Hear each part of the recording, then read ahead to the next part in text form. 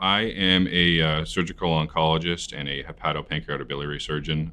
So that means I take care of patients who have complex cancers with a particular focus on patients with cancers in the liver, like primary liver cancer or cancer that has spread there from somewhere else, such as the colon and pancreas cancer. And I tell everybody that, we work as a team because aggressive cancers require aggressive treatments, and that being chemotherapy, surgery, sometimes radiation as well. And that's where I think it's important for us to all work as a team so that we are giving, the most cutting edge care that we possibly can. In terms of pushing the envelope from a surgical standpoint, we have made an effort to be at the forefront of a lot of that new technology. So, for example, we do a lot of robotic surgery when appropriate. There's no better feeling, to be able to see, patients through through a really complex surgery, to see them get better, to get on to their lives, to get back to their families, to get back to their friends, and help kind of restore some of their humanity that they probably lost when they got their cancer diagnosis.